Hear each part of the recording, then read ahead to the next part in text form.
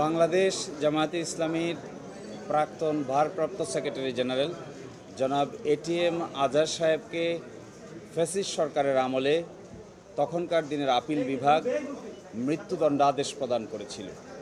সেই মৃত্যুদণ্ডাদেশের বিরুদ্ধে আমরা রিভিউ আবেদন দায়ের করেছিলাম। সেই রিভিউ আবেদন আজকে আংশিক শুনানি হয়েছে।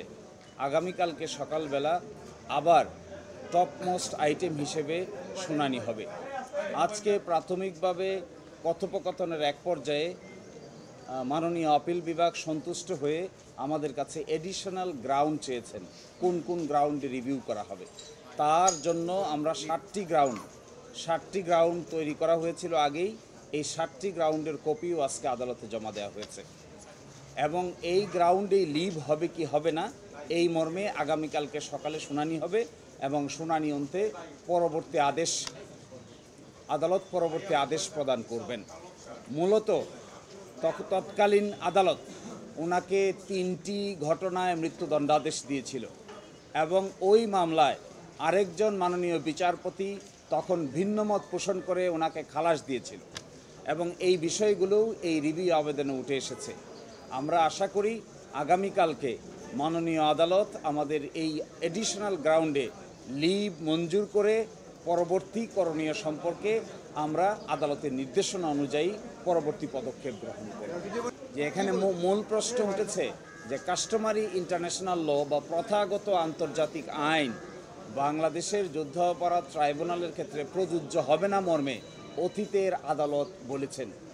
এটাই আজকে রিভিউ হচ্ছে যে এই যে আন্তর্জাতিক আদালতের আইন এখানে প্রযোজ্য হবে না এই কথা বলে যে রায় দেওয়া হয়েছে শুধু জনাব এটিএম আজহারের ক্ষেত্রে নয়, জনাব কাদের মোল্লা সহ জনাব মতিউর রহমান নিজামী, জনাব কামরুজ্জামান এবং অন্যান্য আলী হাসান মোহাম্মদ মুজাহিদ, জনাব মীর কাশেম আলী সকলের ক্ষেত্রেই এই যে আন্তর্জাতিক আইনের প্রথাগত বিধান প্রযোজ্য নয় মর্মে রায় দিয়েছে। আজকে যে রিভিউ পিটিশনের আলোচনা উঠেছে সেখানে উঠেছে অতীতের সবগুলো রায় এই যে একটি ফাইন্ডিং তারা দিল এবং এই মানুষগুলোকে মৃত্যুদণ্ড দিয়ে এক্সিকিউট করা হলো। আজকে যদি সেই সব রায়গুলো এই পয়েন্টে রিভিউ হয় তাহলে আন্তর্জাতিক আইনের অ্যাপ্লাই না করার কারণে যে অবিচার হয়েছে সেটা নতুন করে আবার প্রমাণিত হবে। নিশ্চিন্তে খান স্বাস্থ্যকর অল টাইম পান, অল টাইম হেলদি লাইফ। আপনারা জানেন যে আপিলটি হয়েছিল এটি যুদ্ধাপরাধ ট্রাইব্যুনালের রায়ের বিরুদ্ধে সরাসরি আপিল দায়ের করা হয়েছিল। ওই আপিলটি খারিজ করে মৃত্যুদণ্ডাদেশ বহাল রাখা হয়েছিল।